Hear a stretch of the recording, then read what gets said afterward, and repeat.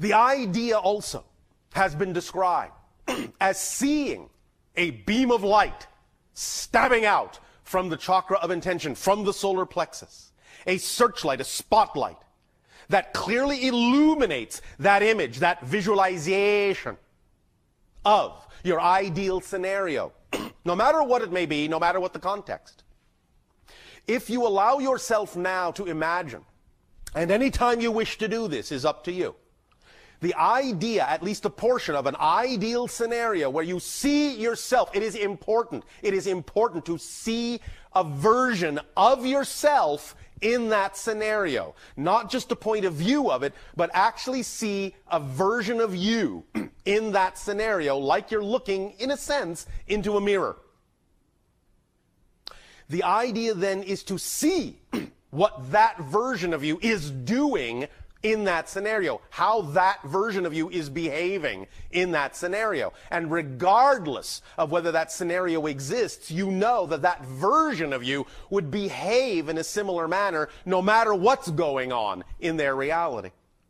Once you have created the image of yourself in that scenario, allow that image of you to face you literally like you are looking into a mirror. But in looking into that mirror, you can see that all of the representations of the reality that that version of you is in are representations of that reality and not necessarily reflecting what's going on in this reality. You can see the difference between the two.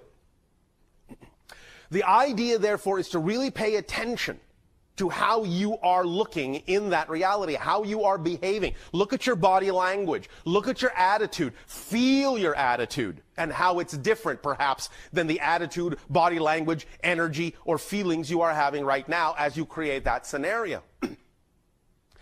When you have in that picture your ideal scenario, whatever the best representation is that your imagination, your physical mind's imagination can conjure at that moment, allow yourself then to actually add this into the picture. That you actually see a beam of laser-like light going from your solar plexus to the solar plexus of the reflection in that reality. That you see this connection and you feel this connection and you feel it humming with power and intention. Feel that connection. Feel that cord, that unbreakable cord between you. You are now connected in this way to that vibration, and all the information you need is coming to you from that version of you along that cord, filling up your solar plexus, rewiring you, reprogramming you, reinventing you, redefining you, filling you up with all the necessary data that you can then decide to incorporate within your being to become that version of you, to become one with that reflection. Allow yourself to feel that exchange of energy, that exchange of information, that powerful vibrating hum along that stabbing beam of laser-like light from solar plexus to solar plexus.